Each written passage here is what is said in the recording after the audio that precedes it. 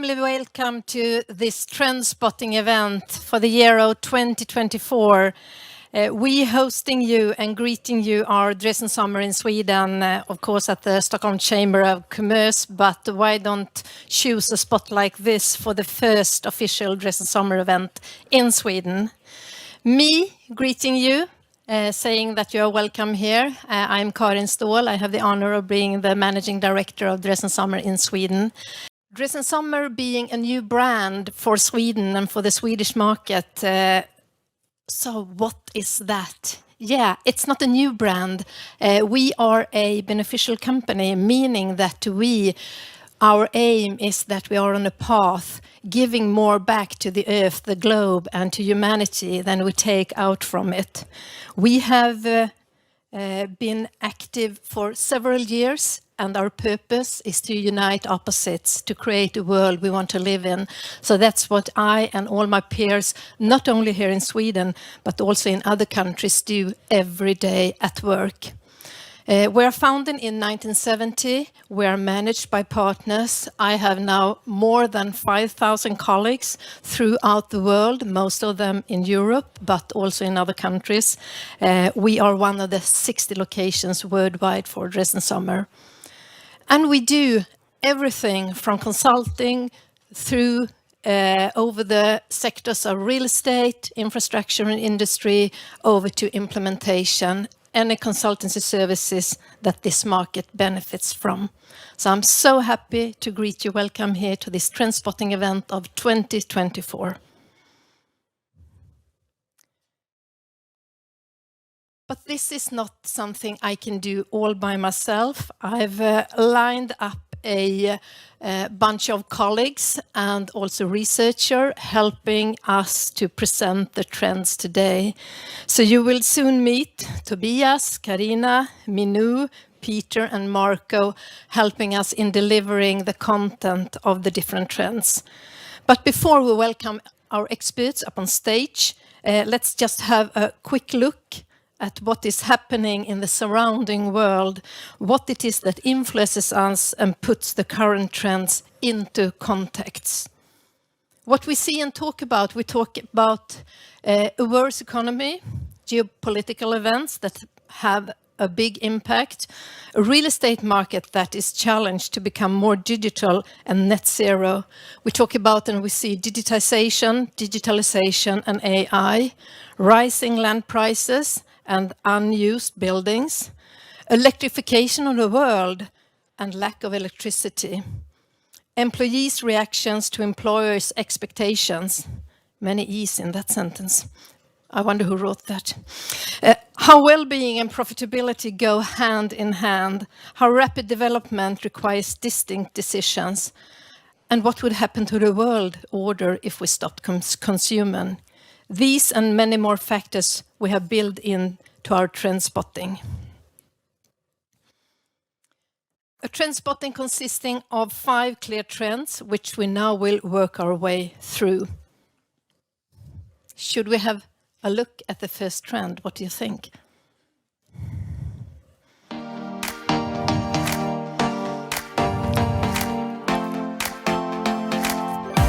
The first trend is urban development for care, and I would like to introduce my dear colleague Tobias Goltz up on stage. Please give Tobias a big hand.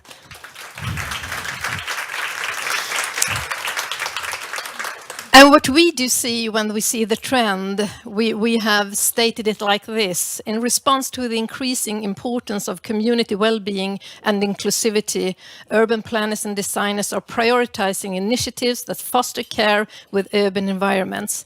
This trend encompasses the creation of accessible green spaces, pedestrian-friendly neighborhoods, and infrastructure that promotes social interaction and support networks.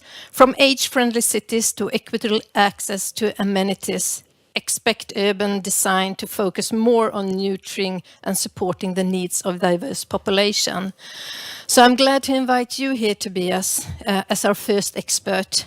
And you are Divisional Director, Integrated Urban Solutions, and as I said, a colleague of mine. And when you do not travel from Berlin to here, I know that you on a daily basis deals with issues concerning sustainable buildings and offices of the future. Welcome. Thank you. Thank you for your kind words. And also, again, thank you to all the people. There are so many. Was almost a bit surprised and shocked, right, coming up to stage. And I also want to say a very, very warm welcome to my new Swedish colleagues. Welcome to Familien. I think that was a bit Danish, but I don't speak Swedish, but a bit of Danish. There's even one Danish colleague here as well. So as Karin said, today we want to talk about buildings, but before talking about buildings, I want to talk about the city and zoom out a bit and what makes a sustainable city. Right. So for me, a sustainable city is foremost a healthy city. The trends that Karin just mentioned, the roads, the parks, the infrastructure, they all determine the space between the buildings, and they defined, kind of our daily lives and what we experience on our way from home, place of work, schools, kindergartens, and so on. But in the discussion of sustainability and how we tackle climate change, actually the urban fabric and how that impacts our health is often overlooked. So we discuss amounts of CO2 emission and tons and all these abstract numbers, which for my personal taste are really hard to relate to, and nothing a person can see or feel. So maybe our personal health is something that we could use that is a bit more relatable. But for me, health is more than just how we feel. I like to understand health as a capital. It should be viewed as capital, a common good that creates economic and social value for our whole society. So maybe coming back to the city, you might know that living in a city shortens your life expectancy. And maybe you also heard about some other examples that I'm going to tell you right now and how basically the city structure influences all our health. So commuters who spend more than 45 minutes traveling every day, no, it's not you, I know. They actually have a lower life satisfaction. They have a higher risk for mental illness, physical illness, higher risk of heart attack. Noise is actually more harmful than any other environmental factor. In Germany, noise has caused more than 10,000 premature deaths compared to fine dust, which is only 4,000 deaths. So finally, studies also have shown that loneliness is actually more deadly than obesity. Right? The lack of social integration increased the risk of premature death by 50%. Obesity is 5% lower. So of course, this is just one side of the story. You might think, oh, there are also good places in the city. I mean, look at this, right? I spent the weekend here in this building right over there. It's amazing, the space. So I want to imagine you a place that you like, something that you enjoy, where you make a short stop on your way home, where you go on the weekend to lighten the mood, something you enjoy. I myself have a ritual on Sundays. I go to a nearby forest, take a walk, look at some funny dogs. It kind of calms me down, clears my head, sparks my creativity. It's a little vacation moment that I enjoy. And if you would combine all these pictures that you just created in your head, we probably would have the most livable city in Europe, because a livable city is focused on the small scale of the people and their everyday life. So why don't we just take health as a motivational driver for sustainable change? Wouldn't it be great to be healthier just by living in the city? To achieve this, we need to transform our cities from car-centered to people-centered spaces. We need to start care about people.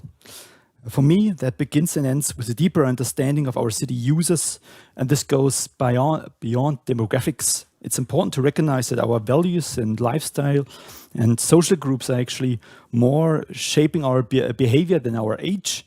By understanding what motivates people, we at Drees and the work that I do, we can design urban spaces that encourage sustainable and healthy living. But as Karina said, our purpose is to unite opposites. We not only care about people, we also need to take good care of our planet that we inhabit. We follow the principle of life-centered design. We recognize the interconnectedness of biodiversity, animals, and people. So we need to go from human-centered to a life-centered approach, if you ask me. It's a holistic approach that seeks harmony between our actions and the natural world, recognizing that the health of one is inseparable from the health of it all. So while The goal of net zero emission is praiseworthy. I think we have to go beyond, and I think Marco will touch on that later in his impulse. Our vision is that we not only minimize harm, but we actively contribute to the regeneration and improvement of our environment. So in summary, we need to care about our people and take care of our planet. And if you find me afterwards, I would be super curious of which kind of spaces you just came up with in your head, and maybe you can give me some inspiration as well. Thank you for listening. Thank you, Tobias. Thank you very much. Do you think you can squeeze in a couple of short I got time. Before? Yeah. Yeah, I think we got time as well. So it was.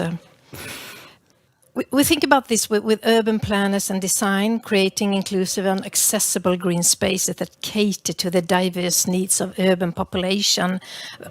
How can that be, and how can we collaborate and co-design to achieve that? Well, I think first of all, it's about the need assessment. As I said, it's not about age group, spaces for young people, old people. That's actually how we have been organizing urban space for a long time before. It's more about the activity. And I also kind of a fan of putting stuff next to each other and not blend everything. So we need specific solutions for specific activities. It could be a workout area where you just work out. It could be a playground right next to it, but it shouldn't be mixed too close together, because for the one activity I want to have another feeling, something. I need something else, maybe. Not directly on the road, maybe next to it. And then the playground should be maybe a bit more transparent and open, so you can have a look over the children. So it's about creating specific solutions to specific needs, and these need to be assessed by the actual users.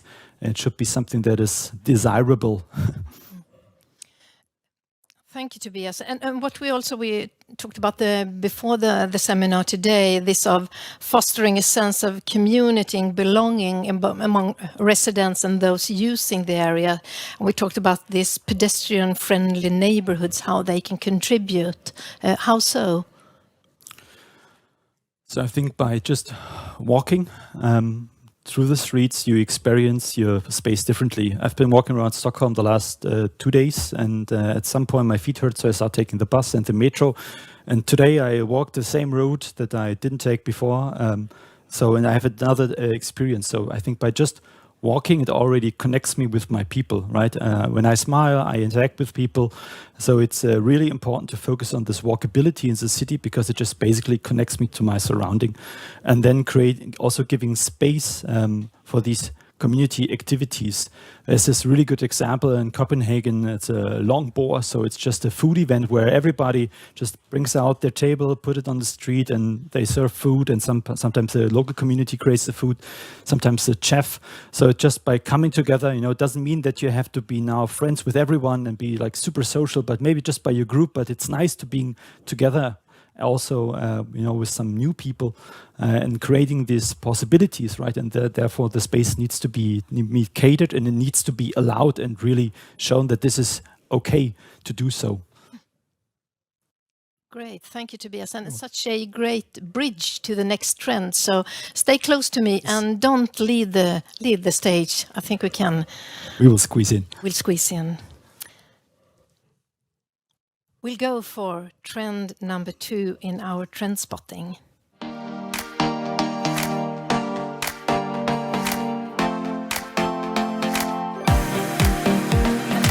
We are presenting is outside working for health, and we will soon be joined by Carina Söderlund. But before letting Carina in, just a few words on the trend.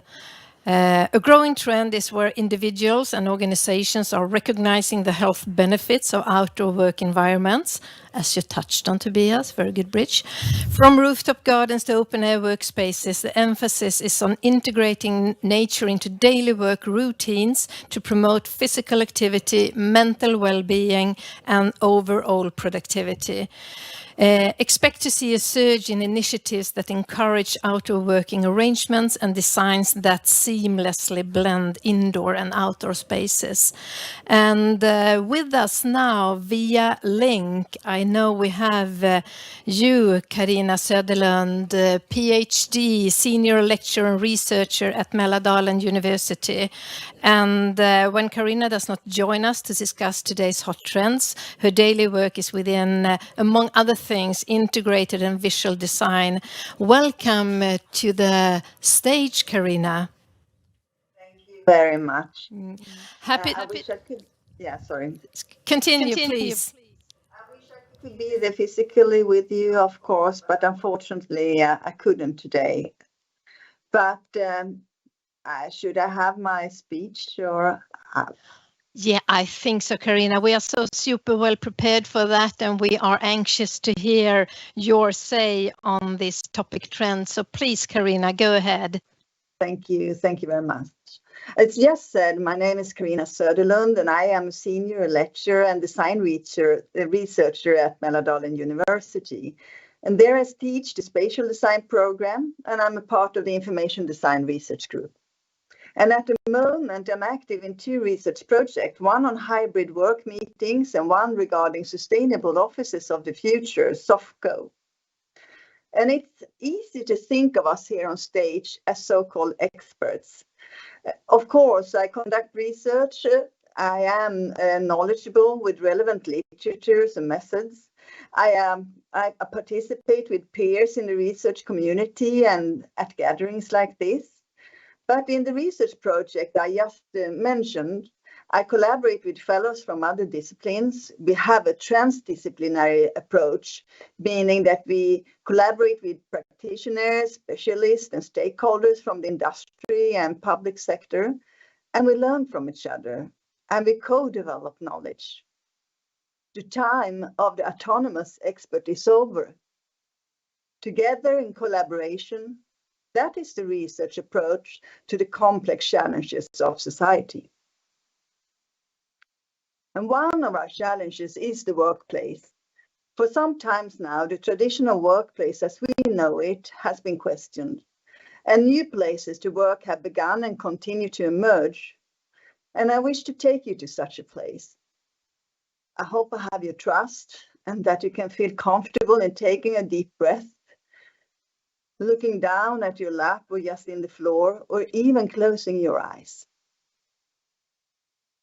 Imagine you have been sitting in front of your computer all morning here in Stockholm or in any other city, and you want to stretch your legs and get some air, and so you grab your laptop, put on a jacket, and head out.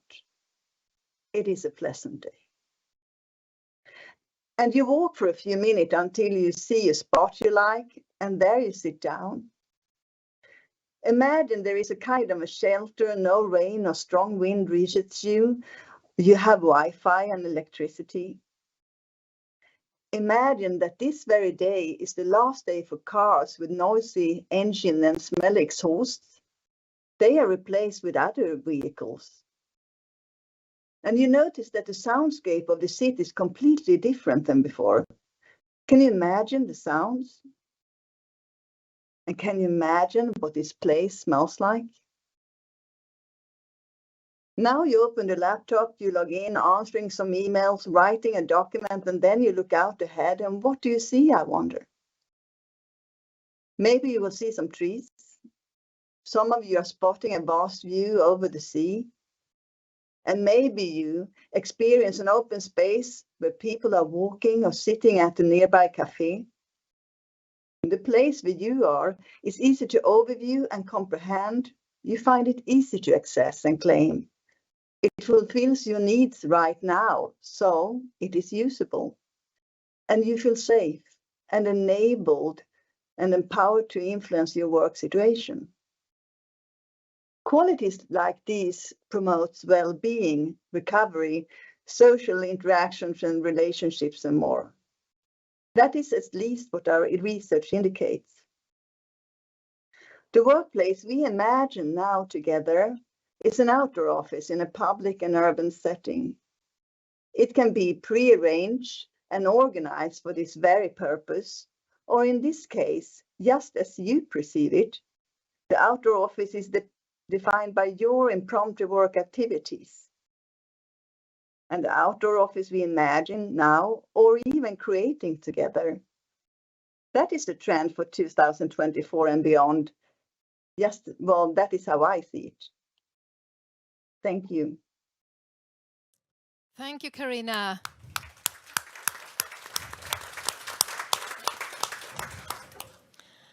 I'm happy to have you in the room and more lively than sort of being present. No, I didn't say that. So, but it was great, super great to hear that. And I hope that, and I think, do you think, Tobias, we got this many different images of the... It's great. Yeah. I mean...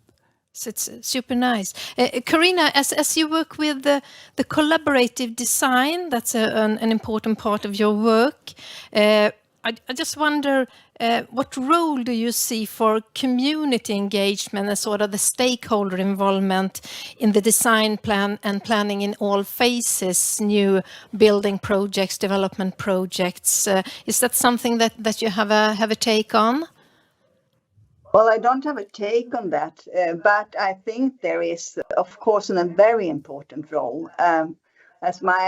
We can't sit on our chairs in our offices anymore and just design the city or buildings from an expert point of view anymore. We have to take in other people and the community's experience and knowledge. But we need methods for that. It's not easy. There are special methods for that, and we need to develop more methods for that. So it will be actually, so we can take care of the non-designers' contribution. Good. Thank you. Thank you for that, Carina. And as you and I don't know whether we met before, but the last few years we have the interface of, as you mentioned, the research project SOFCO for Mälardalen University, where we work on the sustainable office for the future. And as outdoor working is one big part that you and your colleagues work on there, do you see progress? Have we seen, because the research program has been ongoing for some years now, do you see progress from your perspective when it comes to us Swedes then being more willing to work in the outdoor space? Well, what I see is that people get happy, and they get, how should I say, it's a topic that is easy to communicate because everybody can understand the benefits. We know from childhood that being outdoors is good for us. So it's very easy to communicate in that way. And as I see so far, the benefits is like making people aware of that this is actually a possibility. And that we have noticed in the project. But I can't say really, I mean, I also noticed that there are more people around me that invite for research collaboration in this area now than before. Great, thank you for that, Carina. And don't leave us. Stay tuned in the virtual meeting, and we'll be back to you. Now it's time so thank you very much for that. Now it's time to focus on the third trend to be presented in this Trendspotting.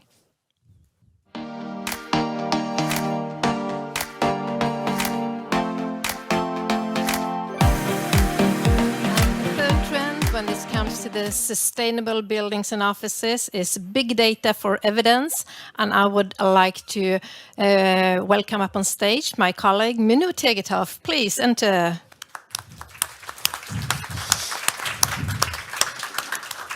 And while you found yourself a bit comfortable here, I'm just gonna read out the trend for big data for evidence. A technology continues to revolutionize various industries, the utilization of big data for evidence-based decision-making is becoming increasingly prevalent in the realms of buildings, properties, and urban planning. This trend involves harnessing vast amounts of data from sources such as sensors, IoT devices, and citizen feedback and employee feedback to inform planning, design, and management processes. From optimizing building performance to predicting urban growth patterns. Expect big data analytics to drive more informed and efficient decision making in the built environment.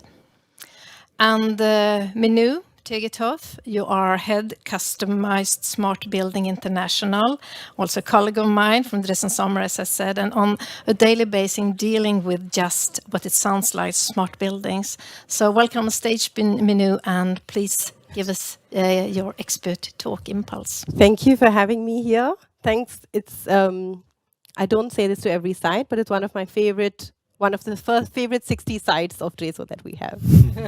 I promise I don't say this to everybody. Yeah, a lot of heavy words informed big data evidence, big data for decision making. What does this essentially mean? I've got you kind of divided into 3 steps for you.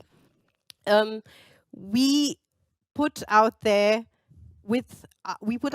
infrastructure with a lot of embodied carbon. It's our responsibility, and Marco's going to talk about it later, to reduce our operational carbon. This is at the core. And how are we going to do this? And this is where data comes into place. So big data analysis is about leveraging existing benchmarks that we've all heard of, such as ESG, to operate our buildings different from what they used to be before. We cannot just leave our structures as dumb as they are.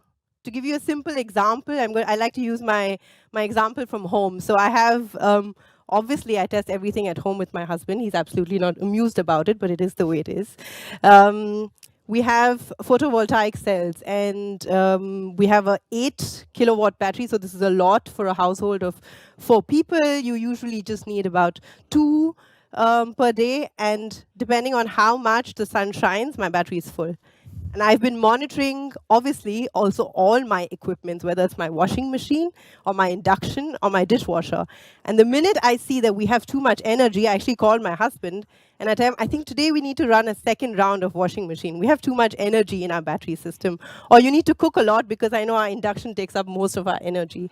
So it's really about making informed decisions. It's about using this data that you have or that we didn't have versus collecting them and then actually using it to make informed decisions. And we need to stop looking at ESG or the ESG reporting system as a teacher standing there and slapping our wrists because we're not doing a good job, but to really use this to reach our sustainable goals. Second, designing resilience through data. We all are hearing about or face challenges from climate change and from urbanization, whether it's extreme weather conditions, floods, rising sea levels, or simply change in job profiles, allowing masses to come to the city. A best way to explain how digitalization has been a successful mechanism, I think, is the Glasgow example that comes to my mind. So Glasgow essentially didn't have enough land to build on. Why? Because a lot of their land kept getting flooded years after years. So what they did is installed a smart canal system. What this did is essentially in its pipes had sensors that measured water levels. And they knew based on weather data and based on the data in the pipes how much water was there. They knew rainfall is coming. They knew what kind of flooding is expected based on past data, and they released water accordingly. This allowed them to get 110 hectares of land back.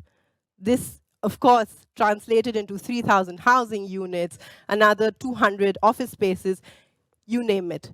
This is an example to show you that we cannot be prepared for everything, but using digitalization in our infrastructure can help us adapt and try to be as best prepared as we can be.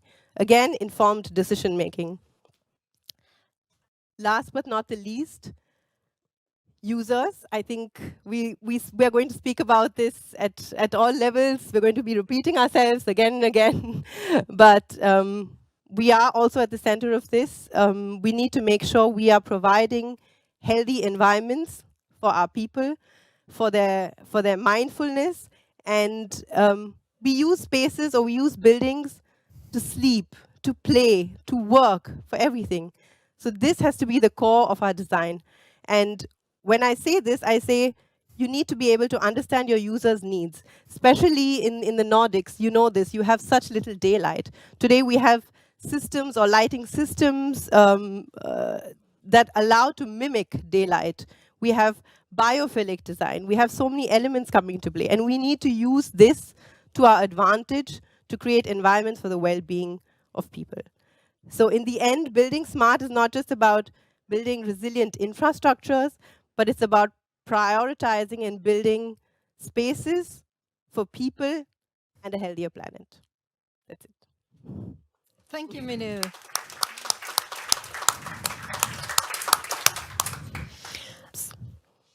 And I wonder, Minu, yeah, you have a couple of... Yeah, no, I just want to leave this as a message. This is extra. Yeah, this is extra information. Extra. Yeah, extra. They can think about it when we're talking. Yeah. Minu, we talk about the indoor climate in the buildings. We heard a bit about, but both Karina and Tobias has touched on what's happening out in the sort of urban surroundings or outside in the forest.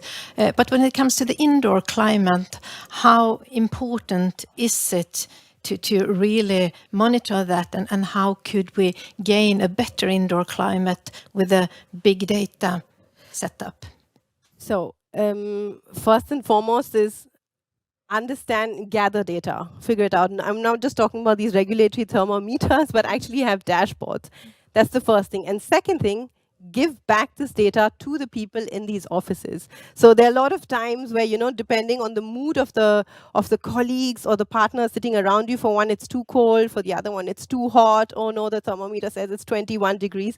Have a dashboard, put it out there, give it back to your people. This already gives a sort of relief. Oh yeah, it is 22 degrees, it's fine. A lot of people don't have this data. A lot of this gap is really mental. So first monitor, and then of course, my colleague Marco will talk to you about this. I work with him very closely on projects. It's pushing or feeding in this data into our BMS systems. You give it parameters, you say, okay, you know, it's between 19 and 22 degrees. Listen, if it goes below 19 degrees, you need to do this building management system to get it up there. So it's a combination of multiple things, but first and foremost, you need to understand what is your temperature, what is your environment, and what is also affecting this environment, to then be able to take action. Does this help? Yeah. For me, it helps. I hope it helps for you. And Karina, if you have something that you would like to ask Minu, or Tobias, if you want to fall into it, please don't hesitate. I will shorten you if it takes too long. I have one more question for you, Minu, for now. Sort of the concerns of data privacy. Yeah. Yeah. If we work in a smart building, for example, I suppose that this building could be rather smart. Yeah. Are we monitored, or how should we as users, employees, or citizens, if it's a residential building, how could our approach be when it comes to privacy? Could that be a problem? This is a very, very important question, and we have to give a seminar, I think, to every client when we start any project on digitalization, because this is a very relevant issue. Luckily for you, you live in Europe, you're protected by GDPR rights. This means that I might know through my people counting sensor how many people are there, but I don't know exactly that Arthur is sitting there or Karin is here. I just know how many people are there. And this is very important for us to keep in mind while planning. Anonymity, non-traceability, that there is no way of this going back to you, that you specifically as a person were in this space. Now, depending on corporate rules, there are gray zones. And there there's a lot of controversy around this topic. Some global concerns request their employees to release some sort of data, specifically when it comes to office analysis. So if I want to know how many of my desks are actually being used, it's a very typical use case. And I know only 60% is being used, but when I'm booking a desk, I want to book sitting next to Tobias, for example. But to be able to do this, Tobias needs to tell the system, it's allowed to know, Minu is allowed to know where I'm sitting. And the anonymity is now gone. So you see, it's a really gray zone of how you deal with it. From a third-party perspective, from someone outside, from the technology perspective, they will never have, or they are not allowed to have your data. If they do, this is a serious violation. But from a company perspective, everyone deals with it differently. And again, I mentioned this, you're in Europe, you're lucky. I was in India doing workshops, and I entered a public office. They have people counting based on facial recognition. And my face popped up on a big screen saying, unrecognized person in the building. We're talking about a public office. My face was up there on a screen this big saying, we don't know who this is. Because I'm not, they only do people counting by facial recognition. So they know at any given point of time who is in their office. This is, of course, India, Asia, different setup. Yeah, there are different rules out there.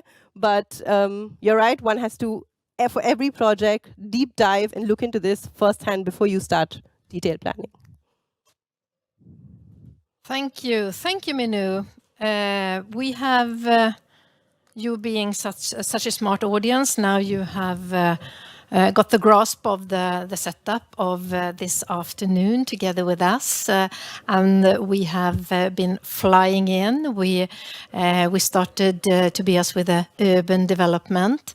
We got Karina's insights on the outdoor environment, and now we've stepped into the smart building as the third trend. Tobias, so far, what do you think about the sort of the journey and where we are ending? I know you are longing for the fifth trend, Marco, to come up here so we can really squeeze him and see what he has in his trend, and colleague Peter for sure as well. Well, I'm the guy who really looks at the user and user experience. So the user journey for me has been great so far because we talk a lot about people, and as Midhu touched, and also, imagining something that you like, right? This little imagining practice we just did. I think it's really important that we all think about what is the desirable future that we want to achieve ourselves. I think there are a lot of professionals here, and I put out some really, bad pictures and scary numbers.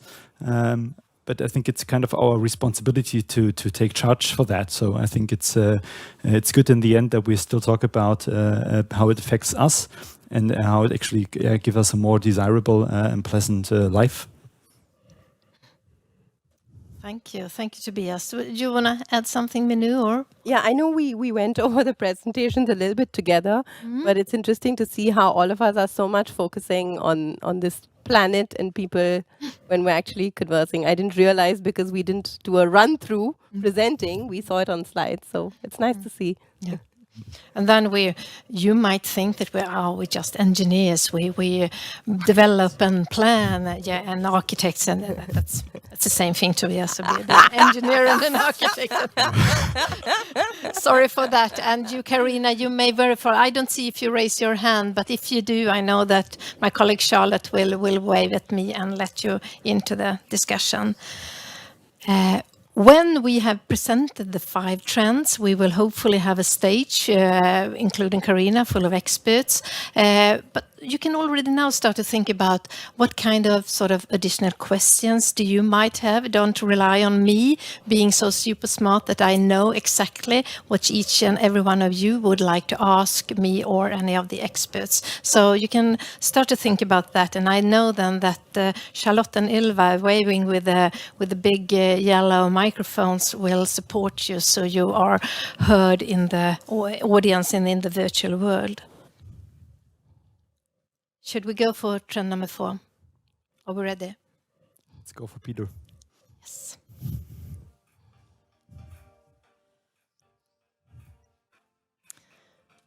The 4th trend we are presenting here today is buildings awarded for support, and I would like to invite you, Peter Robertson, my dear colleague, up on stage.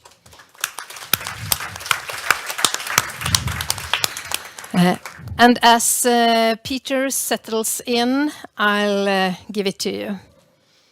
A shift towards recognizing and rewarding buildings that prioritize support for occupants and occupants' health, well-being and productivity, whether through sustainable design features, biophilic elements or innovative amenities. These buildings go beyond traditional metrics of success to prioritize the holistic needs of their users.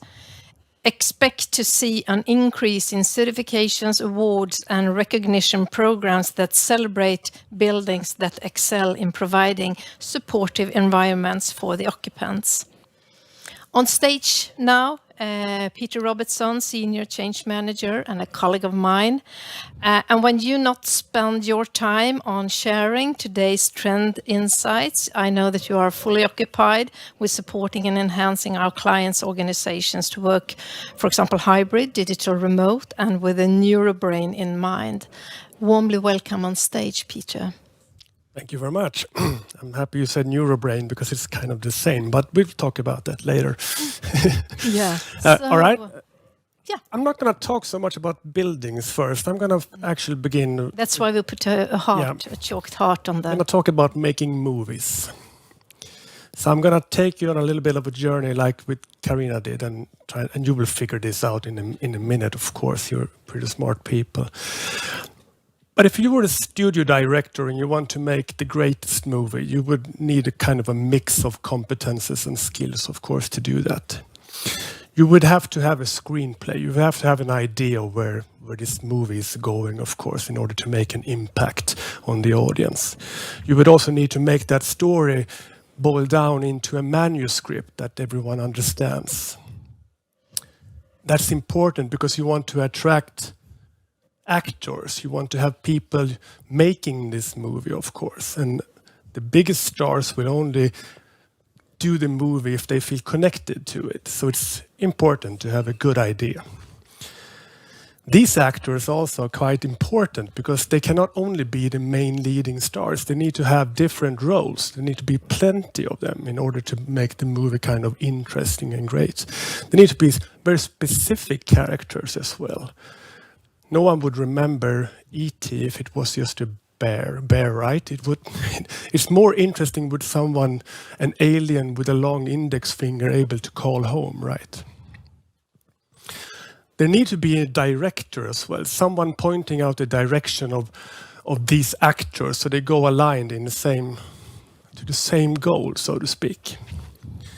The director also have the role of course, making the culture feel great on the movie set, so the actors get engaged. But the director will not succeed unless there are a lot of support making the movie. And in that support area, there are so many different roles and tasks to be performed. The movie set, of course, is one of them, but you don't only need one, you need several movie sets probably. You need lighting, you need good sound, and so on and so on. You need costumes and whatever not.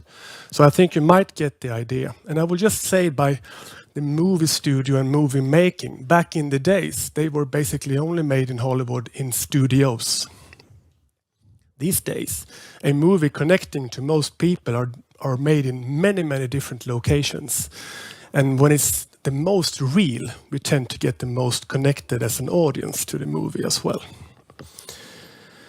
So by now, winning that Oscar as a studio owner or a director or an actor or a supporting cast, you need to be great at a lot of things.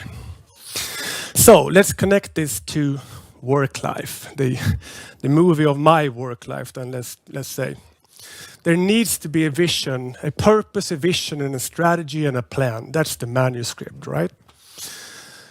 There need to be other colleagues supporting me, and I feel like so super grateful that you know what you do. And I feel that because I know pretty much what I do, but in order to make this happen, we need other roles, of course, with a lot of very, very different competences. We need a culture that supports us doing that makes us connected. And otherwise, I'm not going to be engaged. I'm not going to do a good job. There's no way I'm going to win an Oscar in my own movie if I don't get engaged, right? And there need to be responsive and adaptive leaders. I was thinking about what were the words here. It could be a long list of different things, of course. But the leaders from back then to what we need to have right now and in the future, they need to be a lot more adaptive to what's going on. They need to be, as Tobias said, they need to be in there, living what's going on. They need to experience it. And Carina talked about trying and testing and doing things on their own and see what works, what doesn't. That is a modern way of leading. Command and control is out the door in most organizations. And finally, of course, what we are here for, the supporting actor of my movie, it's no longer the leading role. The office is no longer in the leading role in most organizations, and it's probably not going to be. It's now going to be the most important supportive actor in this movie. It needs to be in different locations. It needs to look in different ways. It needs to support what we are doing in our organization to solve all these different tasks. And I think we've heard what it needs to do beyond being just sustainable, amazing, with a good environment, in a good place, supporting all the tasks I need. It needs to have focus areas, creative zones, socialization spaces, and so on. It needs everything like that. It needs to be accessible, right? And it needs to be inclusive, supporting how we meet with other people, of course. It needs to do everything that, including light and sound and so on, to be the star in the movie of my life, work life. Okay? Simple enough. Thank you, Peter.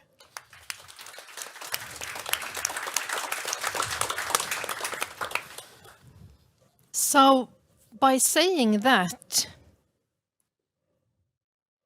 this context does not have the leading role anymore. Shall we interpretate it like that? That sort of this is the second or maybe third or maybe fourth thing of importance. If you were looking for the trend, and I'm sorry, I was like thinking about what is my trend. They have clear trends. My trend is the trend of togetherness. We need to fix all these four in order for our own work lives to be kind of perfect. It's going to be good enough doing something over here. I might settle for good leadership if I have a crappy office for a while. But I'm going to look for good leadership and a good office after a while. I want to keep my autonomy to be able to choose when and where I work. In order for that to be working, I need culture supporting that. I need a culture of hybrid work. And that will also require new skills, right? And of course, before I begin, and like many of us have, I don't know if we have it, but we would like to feel that we have the luxury of choosing an organization to work for that we share vision or purpose with. At least we say that. But being connected to an organization that truly is sustainable and beneficial, that makes me feel a little bit better, at least, apart from working from another organization that does something very, very different. I'm not going to blame any other organization right now. It might be someone from here doing something very different. Yeah. Could be so. Meaning then, looking at you, Tobias, maybe, and we need to invest. We need to invest in the country, in the cities. We have to do the urban design and planning. We have to plan for the buildings. Could that then be contradictory to what we can hear from Peter saying that, yeah, it's the people, even though you, Minu, said that we look at it from the people perspective. Should we be hesitant or scared, or where did the money come from? Well, this is the biggest question. How do we finance the transition to a more climate-friendly environment, right? Tough one to answer. I think it shouldn't be either one of it, right? It should be that we always try to create value inside a building for their users, but the building should also have a value for the environment, right? I always like to think in these scales between the city, maybe the neighborhood, the single building. So I think we need to. I mean, we probably will never be able to cover all these four vectors that we just sketched. But I agree that it's at some point it will not be enough to just have one. But maybe it's also cute that we have different profiles. You know, it could be a building that only covers like a really nice culture and just gives like a platform for a company. So maybe it's also about a bit by diversifying and having access to different spaces to cover different needs. That's the best thing I can come up on the spot, I think. I think I can add to what he's saying. What people underestimate is the cost of doing nothing. I mean, we have limited resources at the end of the day, and many people don't put this under with numbers. We have just so much renewable energy currently. We don't want to go to coal. This has to become just a must. This doesn't need to be something we all have to try to work towards, but this has to be the basis of all our design and operation. So I think the cost of doing nothing is something one has to start to look at very seriously. And to be honest, this entire part about what I spoke about, adapting to current needs, this will only help you then also make money off of it. There's the biggest example, again, I'm going back to my digital topic. Sorry, I'm a nerd, guilty as charged. But we have this waste management, we call it smart waste management. In the US, our partners, they're producing, I don't know, I think it's a $239 billion industry. Because they say where people smell waste, they smell money. About recycling products, reselling products, reselling raw material to make new products.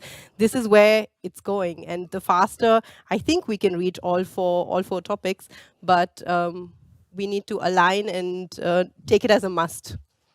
We need to pivot the business model, yeah. Right? I think that's a good point. And also what I just came into my head, when you take the topic of health, if you don't invest in your health, you will pay it in illness, right? This is a really bad saying. So I think it's the same right now. We're noticing right now, we're in Berlin and in Germany, we have floods in cities where the whole city is destroyed. It will cost way more than just investing in a resilient infrastructure beforehand.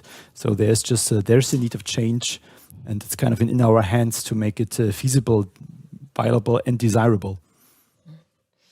And could it be so, Peter, as Minus says, well, what's the cost of doing nothing? What would happen with the employees, and what will happen with the organizations and the sort of prosperous plans you have with the business plan, etc.? Thinking exactly the same. It's going to be super evident, of course, that we will lose engagement, get sick, and feel less good about anything, of course. So I didn't mention it. One trend could be, and I was hoping for it to be the trend of well-being and the trend of finally taking care of our cognitive abilities. I talked about that last year, that it's time to start thinking about how we function. But so we're going to continue to do that because it's going to be more and more important. And when we connect the dots to the bigger society, the greater good, with ourselves, then we meet, and then things will happen, of course.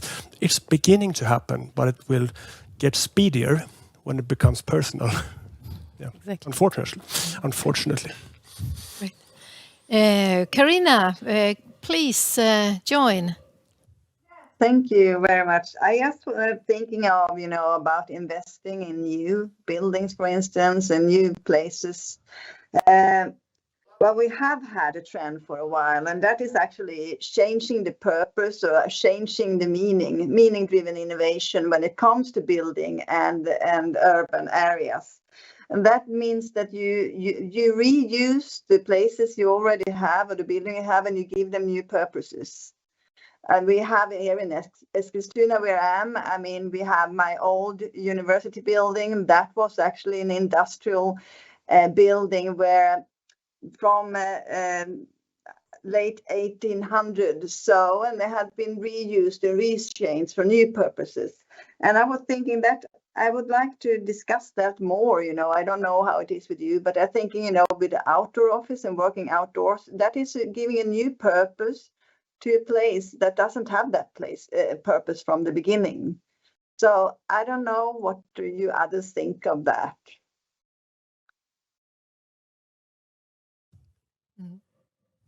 Great. Thank you, Karina. That's I'm looking. They are nodding in the rest of the panel here, sort of just co-signing your statement, and I think that goes also bridging over to the fifth trend. I think we have a colleague, Marco, sitting on the bench here, and you Lonely. lonely. So thank you, Karina. Stick tuned. We'll soon be back.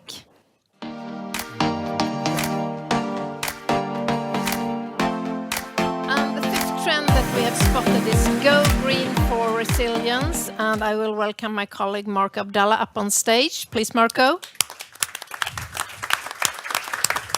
And please settle into the community, and I'll read like this. Go Green for Resilience. With climate change posing increasing risks to communities worldwide, there's a growing emphasis on integrating green infrastructure and sustainable practices into the built environment to enhance resilience. This trend involves initiatives such as green building certifications, resilient urban planning strategies, and nature-based solutions to mitigate the impacts of climate-related events. Expect to see a surge in projects that prioritize environmental sustainability as a key component of resilience planning and design, from energy-efficient buildings to resilient green spaces. And last but not least, very welcome Marco Abdallah, Director, International Engineering and Sustainability Consulting. Welcome on stage. It's time for your expert impulse. Thank you, Karen, for the kind intro. I guess I was mentioned a couple of times. I think my take on resilience, maybe to add on what you have explained, is I think two-sided. We have resilience regarding climate action, right? Threats from extreme weather events, what we have mentioned before, buildings we can lose through floods or storms, which gets more often now.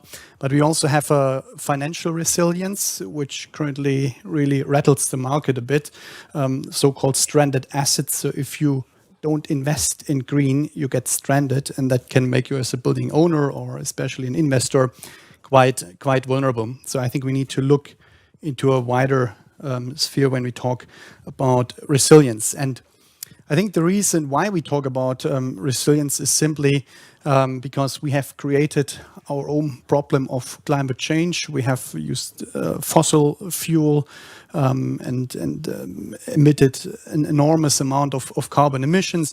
I think we are now at the peak where it's the tipping point, and we need to take responsibility if we want to give the next generation a world we want to live in.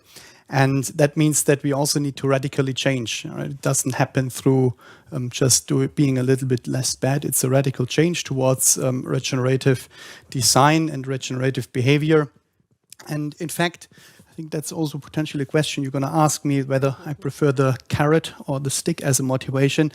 I think we are too late. I think the European politicians, they have pulled out the legal stick, and that's called the European Green Deal. It's a set of policies which start the transition in the market. Yeah. And I mentioned it's also a question of mindset. We really need to change the way we think. We shouldn't have the goal to be less bad, reduce our footprint. That's currently what we try to do a lot. We need to think positive, regenerative, to create a positive footprint. And I think that's also the essential topic and driver of the cradle-to-cradle principle, which fosters design for endless regeneration of resources, use of renewables, and also the celebration of diversity. Now, Tobias, you said you don't like numbers, but I try to make it quick. I think we all know that around 30 to 40% of carbon emissions are related to our building or construction world. But what we often ignore or even don't know is that our buildings also consume 50% of the raw materials, and at the same time are responsible for 60% of the waste. And so it comes that, at least in Germany, I have the numbers, we are sitting on raw materials of 15 billion tons in our existing building stock. And still we go and mine at the other side of the world to bring raw materials, steel and cement to Europe, where we actually have everything in front of our door in the city. Yeah? And now, being a humble engineer, I can't let you get out here before looking on a Another graph. complicated graph. Mino, you mentioned it before. We have obviously the operational carbon emissions related to the energy, but we also need to look on the material side.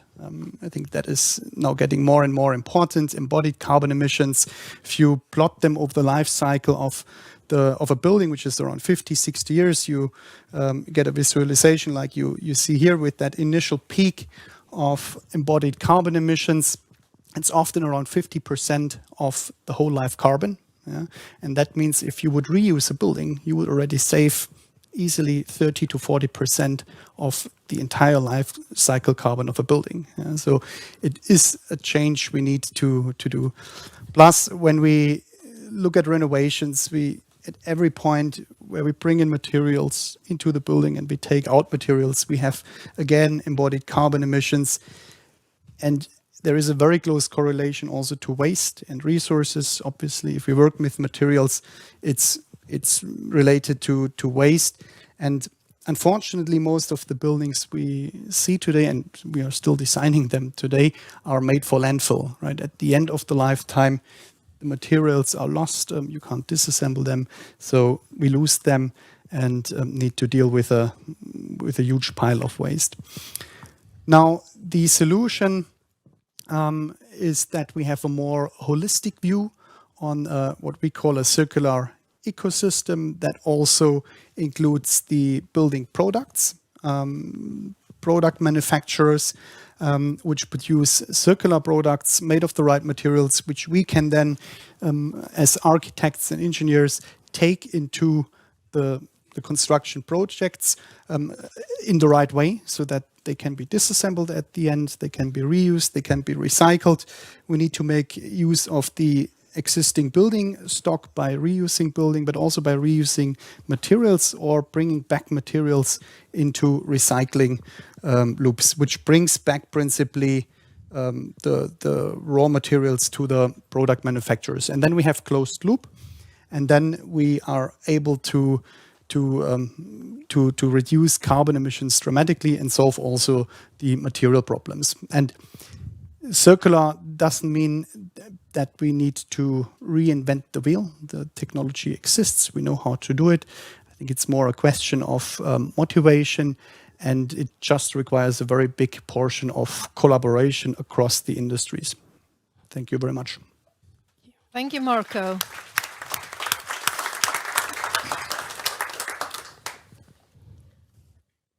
So please arrange yourselves so you feel comfortable, and Karina as well as you feel comfortable. But Marco,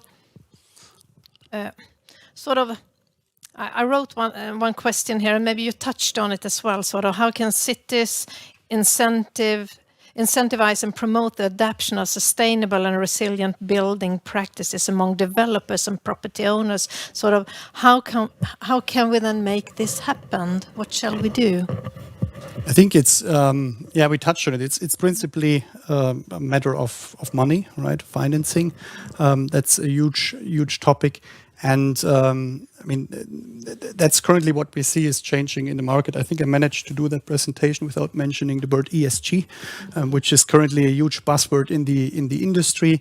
It created a huge headache for investors, and again, if we are not investing in a topic, it's a risk. And risk is normally or can be translated into cost, and that is currently a very big driver and motivation. Plus, we have regulations, right? We now have policies, the European taxonomy, which pushes or forces you as a developer to do that. You need to disclose which assets are sustainable and which are not, and then it gets transparent. The world is is watching it, and that definitely made a quite large change over the last 2-3 years. So are there any carrots left or only sticks? Well, I think I had to rephrase the question. yeah. Yeah, I think it's what we see. It's also a huge chance, I think, to shape a profile in the market, right? Of course, a lot of developers, they only react if they are forced to, but at the same time, we all cry for corporate identity and a purpose and so on. And I think being really sustainable and doing something which we can hand over to the next generation is a huge opportunity, right? It's something where I think also our young engineers and architects, they really find pleasure in working on such projects. And some challenges and opportunities. You touched this with the finance, and we talked about that as well. But if we look, you sort of draw up the picture, sort of the path. How could we? Where should we start, and how to do it? But when we really get down to it, so what kind of strategies can each and every one single organization focus on in the beginning? What to start with? It's because it's a huge commitment, and each and every one looking at us in the room, we might have an idea of what we should start with, but sort of giving the advice to a tenant, occupier. What would you say? Well, I think it always helps to understand the own situation. I think most of our clients, they don't even know how much carbon they emit. So they start now to count emissions here and there. We have those nice scope 1, 2, 3 frameworks. I think first we need to know where we are. I think that's important. And then we always advise to read your own corporate strategies, because on your websites you pledged for carbon neutrality, but it often doesn't find the way into projects. I think there is a huge disconnect. We see it on fancy websites and reports, but it doesn't happen in construction projects. And at one point, the reporting loop is closed, and then how do you explain that to your leadership? I think that the targets are not achieved. There is currently, I think, a transition in that market, and there are learning effects, but I think it's principally there. We just need to do it. And when it comes, Marco, to sort of certifications, or different certifications of buildings, you and your team would probably be the ones I would reach out to first. But now it's a bit of a short notice. But Peter introduced here another kind of award to award buildings for support with the Oscar statuette. What can we say about that? Minou, we can start with you, for example. About incentives? No, also about this kind of certification, to have a new certification on the buildings, the Oscar statuette that Peter suggested. Yeah.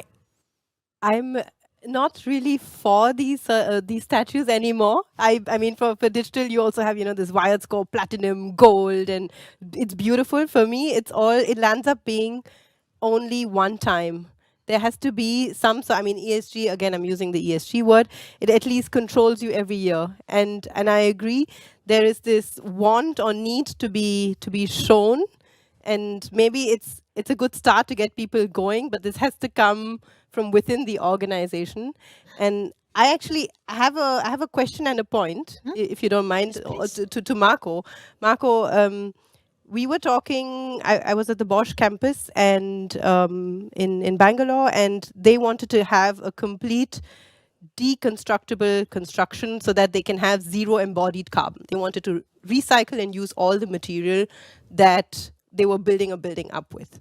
Beautiful concept, like you said, management, upper management, middle management, everyone agreed. Concepts, principles were laid out. Now on site, when it came down to putting the nails, somebody went and poured concrete all over it, and that's that. So now parts or huge parts of their buildings cannot be reused anymore, and thereby, like you said, there's this gap of information, and it lands up happening at the lower operative level. Have you successfully been able to address in any project this gap and close it, so this actually happens? I think, yeah, it happens. I think in Düsseldorf we have a nice project. It's called The Cradle, because it inspired also the entire project. And you can really disassemble it. I think this is a bit the complexity of the circular economy. It's not only done by choosing recyclable materials. If you paint them with a chemical coating, you lose the recyclability. Or if you glue them together, you also cannot disassemble them anymore. And it's also not just done to make a building which you can disassemble, but all the parts are not recyclable. So you can maybe more comfortably bring them to the landfill, but it's not, you haven't won anything. And I think this is principally the art of engineering, I would say, in architecture in such projects, which needs to be done. Yeah, but it's solvable. There are examples on the market. What we see more is a bit the warranty topic. I was working a lot in the UK, where we have very risk-averse developers, and they always came back with the question of warranty. Who can give me a warranty for that piece they want to reuse? And that's indeed a challenge. There is a lot of now remanufacturing, that you bring it back to the supplier and they equip it with a new warranty because they have checked it. But the bigger and the ultimate key is really recycling. I think that's what we see has a bigger potential than reusing components, to bring it back to the manufacturers that they can recycle it. I think we kind of missed the one good carrot about it. When we know what the material of the building is, and what it contains, material has value, right? So it's like, for me, this eye-opener when I heard it the first time, that there are projects in the Netherlands. They build a public building, and they made a material passport, which, by the way, the EU taxonomy is forcing you to do soon. And by knowing what the material is, they knew the value of the material, and they would actually reduce the amount of money they needed to finance the building. Because I know it's such amount of copper, and copper has a value now and maybe will extend. So it's actually, when we're talking about pivoting the business model, this is for me the golden way on actually paying the whole transformation, that we be able to reduce the amount of money we need to invest, because we're keeping the resources in the building and make it accessible in the future. That's, for me, the one golden carrot. Yeah, and I think to put a number on it, we call it the residual value. Yes. So it's principally at the end of life, the material value of your building. And I think that's often between 20 and 25% of the overall construction cost, right? So you can, at the end, you don't even need to pay money to get rid of the building. You can get back 25% of your construction cost, and that's a huge amount. And that can be also translated into today's net value, and then it's also accepted and plays a role in financing conditions. Right. And incentive. It's an incentive, and the finance model and the legal framework, that's actually what's holding us back. As I mean, I'm not the engineer, but every change is just as slow as the banks who agree, you get the financing for that, and the investors. So the legal work in terms of warranty and all that, that's still in the process. But there's something that we need to address, I think, quite quickly, to actually access these resources who are already there. I'm thinking a little bit here. I'm standing in the middle of this. I'm putting my helmet on now. But last week we were having a similar kind of session, and we talked a little bit about the problem we have where the market, or everyone, maybe half of you in here are facing it, but the other half is also interested and eager in solving their problem. Let me represent people then, the employees, the people working in the buildings, doing work for organizations. In the end, that's where the power will be. No one will work for any organization not doing the right thing or the things that are connected to me, right? But on the other end, we have the financial mega problem, of course, that also I think that I really understand. So I think we need to start thinking about this a little bit more as maybe you are saying that, but I hear technical solutions to technical problems. I would like to hear a little bit more about the human solutions to these very complex problems. So I think we need to still try to remember that, intrinsic motivation will beat the carrot and stick any day. It works in the financial market, but only there. For people, it's going to be about intrinsic motivation. What motivates me to do this or that? So I think we need to go down a little bit further in trying to solve a few of these problems. So most of them will probably need super advanced technical solutions, I'm sure. But in order for me to care, I need to connect. So I just want to say that. Now helmet on. Yeah, I completely agree, Peter, because that's what I was kind of pointing with the health as a capital, as a common goal, to kind of, because it's. I don't know if some people zoomed out when you listen to all these numbers, but because it's, I work with like the colleagues from Marco in Berlin, the cradle to cradle engineers, and I know all that stuff, but sometimes it's still complicated for me to comprehend. So I like the idea of have a common health as a goal, and I think it's easier to sell the idea of maybe transforming a road for cars to a road where you can bike and walk, where you say, okay, what kind of positive impact will that have on you, on yourself, on your health, on your well-being, rather than, but we know that because the carbon emission was super bad. Right? It's just another way of maybe putting a more human perspective to it, because in the end, of course, it's coming up to these numbers as well. And I do like numbers, but I think it's just maybe more accessible for the regular citizen. Can I add? Do we have time? Yeah, we have time, but before you do that, I'm just looking at you in the audience. I know that Ylva and Charlie, you are prepared with microphones. So just after Minu's add an additional comment, we will reach out and you can start asking your questions. Please, Minu. Just exactly at the end of the day, like you said, it's a mass movement. We can't do this alone. And I think what we underestimate is transparency, really giving back and showing people this is the impact you've made today. Gen Z is really conscious about it. The number of projects in which I've had to install a simple CO2 footprint. What is my CO2 footprint by being in this current building? There's a dashboard there, and I can really go check how much have I contributed by consuming energy that has been spent in this building. They want to know. And only then you can create an impact. Like to give you another concrete example, Netherlands is facing an energy crisis. Everybody knows that. They need data centers, they need so many things, but they just don't have energy resources. So what they've done is and at the same time, residential households have huge energy contracts with the government. So they are assuming that every household will have a cleaning robot, a washing machine, an induction, everything on.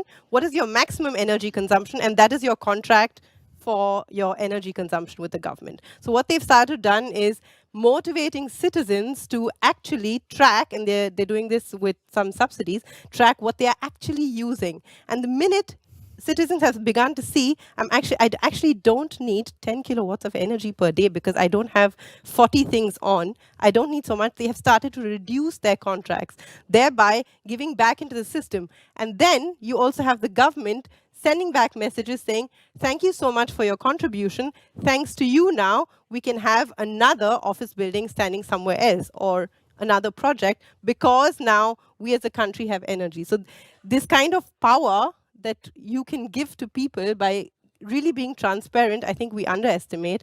And only when I know there's something in it for me or I'm doing good for the world will I want to do something. So yeah, just adding to what they said. Great addition, Minu. Thank you. So, do we have any questions? Anything you are eager to ask the experts?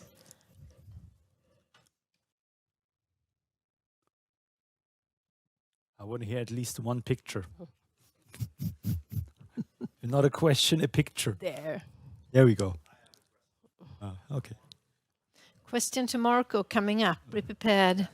My name is Martin. I'm working at a company that provides building products in the running of buildings. And you said earlier that there's a gap between what we know should be done and what's actually happening in the projects.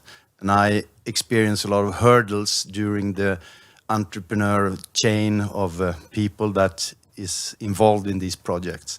So how long do you think that the new directives from EU will be able to accelerate the taxonomy, so we actually move towards the international targets of sustainability? I think it's an important question because it's how long we are actually already late, I think, and that's also what I think the European taxonomy has. It's active now. I think from this year on, most companies need to report. I think it probably will take a couple of years until it fully kicks in. We have seen last year the first tests with it, the first clients who tried to explore the taxonomy. It's not so easy. It was written by politicians, so it's kind of a difficult framework to read and understand. But the lessons learned are there, and we also see that when we now work on new buildings, that these are implemented. I think it's always the question how far you go, but I think the current market pressure will also add motivation to it. I think the office market is getting more under pressure. I think a lot of areas get vacant. The tenants come with higher expectations because they have their corporate targets, and they would probably then, if they have a choice, to pick the more sustainable space which fits to their profile, and that puts then also the landlords under pressure, and that puts also the developers under pressure. So I think that is currently something we see. In the past years, you could build anything you want and you could sell it. I think that was the problem, right? And now it's a bit more selective, and together with regulations, I think it will make a big change in the next 2-3 years. And I think it's probably also a bit the human topic, what we tend to make our problem the problem of someone else. That was happening in the industry. The architects came to the engineers like me and say, Marco, give me a carbon neutral building, you do the energy bit. And then I would need to tell them, well, but that's only half the story. You need to work with your materials. They went to the product suppliers, couldn't find the products because the product suppliers said, well, you are interested in those materials, but the 98% of other clients, they aren't. So it was kind of shifting the problem around and not tackling it. But I think that is now, I think, changing as well. The industry, the product industry has woken up. I think if you compare the number of products which are sustainable or fulfill the criteria, they are then coming down to the usage and the understanding and the behavioral. Great. You have a comment, Tobias? I just wanted to add the number. I think 2 to 3 years is you will see the first change, because what I experience right now that developers are changing their business cases and trying to be the early mover, the early adapters. There are few developers, and so the mass movement will, when the first one made their success and created their value. So I think like the huge impact will have in 5 years, but in the next 2 to 3 years, you will already see the first change in the built environment. So you can actually see, feel, and experience it. Good, thank you. Any other questions from you? And you can always grab, yes, please. Thank you. I'm Stepi, and I work as a senior researcher for Lissman, which is a company that measures workplaces' impact on employees. I have a question about, actually to Peter and everyone. I wonder to know if you know that the impact of hybrid working on sustainability. Because I read here and there that hybrid working and not going to the office, not commuting, might have a positive impact on sustainability. But on the other hand, when individuals are working from home, they use heating system all the day. And I wonder if there is any solid work or any answer actually. I can, being a very, very experienced commuter, I would unfortunately say that is not the problem for commuters. And I think you, among other institutes as well, have surveyed this. There's the work from home survey as well. It's not about, that is one thing, But on top of the list is that, the life puzzle thing, the time it takes to commute. So I would say, realizing that, I think that, yes, it might be so that we think about what's less carbon emission, damaging, commuting or not commuting. But I think on the bigger scale, I think most people will realize that, well, buildings are here, so it's the best thing to reuse them. That would be smart, right? And we are transporting ourselves as well quite environmental friendly, much more these days, at least in Sweden, and I think there are a lot more being done on that area. So I think when it comes to commuting, I think it's the time and it's the money that is the issue more than anything else, I would say. But it has been used as an argument that it's this or that, but I would say the other two beats that one with a lot. Yeah. Was that answering your question, Ish? My colleagues It can is a fill in. great question because it's unpopular opinion or fact, but living in a city, it's actually more sustainable than the suburban lifestyle, right? Also, when you just count it down to the numbers, when you have a car and you need a car to move around because you live outside and you take the car to go everywhere, it is in the end more costly when you would just actually have a higher rent in a city, but take the metro, take your bike, go, just walk, right? So this is that's something that you're touching there right now. The hybrid working model, it actually, when it leads to that point that we actually have a bigger urban sprawl, then it's a negative effect, right? Because normally when you would walk in a building, everybody would be in the building is still heated. Right? When I'm in the office and I'm alone in the office, and it happens quite often actually, I'm sitting the only one in the office. Because you're working in a dumb building. Tell me which office this is, I'll come. Well, I probably, you're probably right. I will tell, let's talk to Markus, right? It's always too hot or too cold. It's really dumb. No, but it's still, it's dumb right now, so it's not used in the right way. But if you would, cluster our sources together, it's always, when we use it as a bigger community, use resources is always more sustainable. So it's very multi-level, but I think it shouldn't lead to the fact that we're just living more abroad and then take the car to the S train and all that. That's just basically, so the principle of the 50-minute city, that's basically the core idea. Then you can still work from home, but don't use so much resources outside of the city. Great. Thank you, Tobias. And I think you're going to let Carina in. Comment on that question we just got and the answers, the really nice answers you got. There is something called recoil effect. I don't know if you heard about it.